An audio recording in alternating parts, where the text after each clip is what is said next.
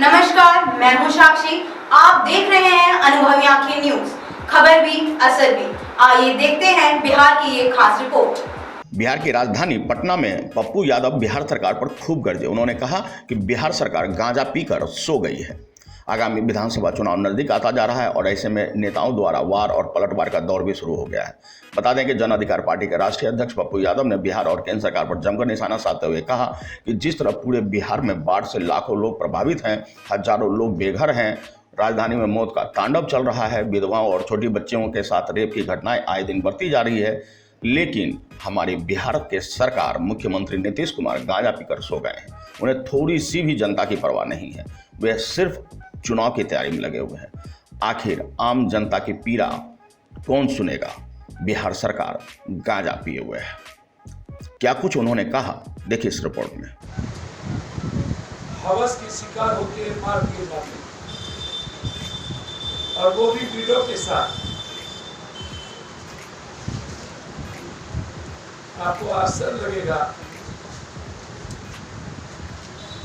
पटना की राजधानी 47 कार्बाइन और पिस्टल से हर दिन ठंडाता है। 50 लाख बाढ़ प्रभावित लोगों के लिए एक राहत शिविर नहीं। कोरोना मरीजों के लिए 200 बेड का अस्पताल नहीं बन जाता। लेकिन नीतीश कुमार जी का 15 दिनों में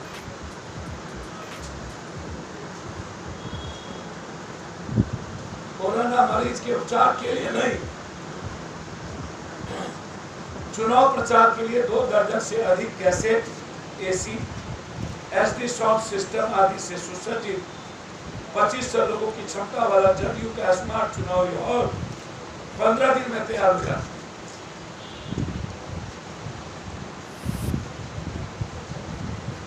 चाइना 15 दिन में 25,000 बेड बनाती है कोरोना वायरस के लिए,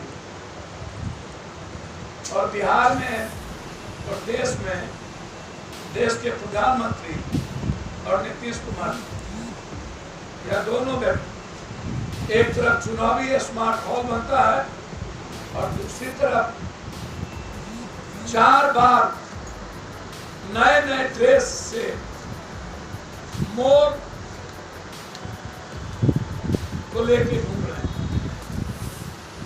45 लाख IIT का बच्चा नीट के सवाल पर सड़कों पे, जिसमें 11 लाख बिहार के बच्चे।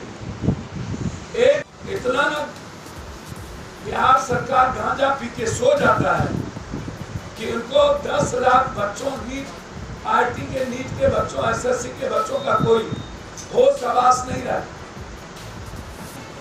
प्रधानमंत्री जी, बाढ़ और बिहार की कोरोना वायरस की स्थिति बहुत बुरी हाल है। मोर नचाने से अच्छा है 45 लाख IIT के बच्चों का ध्यान रखिए। पूरी कोचिंग संस्था आपकी सरकार को पैसा दे चुकी है, हजारों करोड़ से ऊपर। कोचिंग संस्था के हाथ बिक चुकी है ये सरकार और जुबान बंद हो गई। जब बस और ट्रेन नहीं चलते हैं, जब पढ़ाई नहीं हुई, तो फिर ये कोचिंग और माफिया कैसे तय कर सकता है मेरे बच्चों के भविष्य का? और सरकार कोचिंग माफियाओं के आधार पर हमारे बच्चों को मार रही है।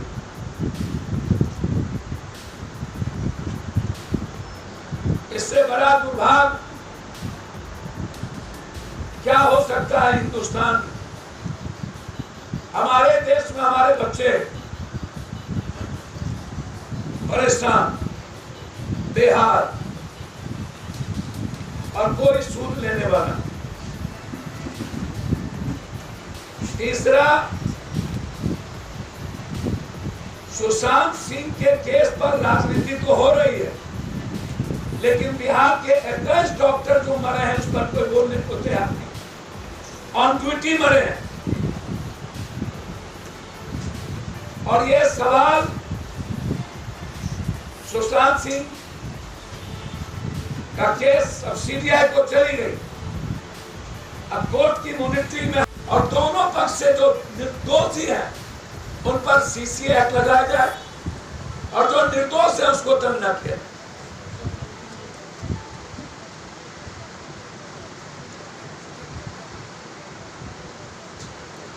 मेरा प्रधानमंत्री और नीतीश कुमार दोनों से एक ही आग्रह कि बिहार की जनता को चुनाव के लिए आप मत मारिए, किसी भी कीमत, मौत का सौदा मत।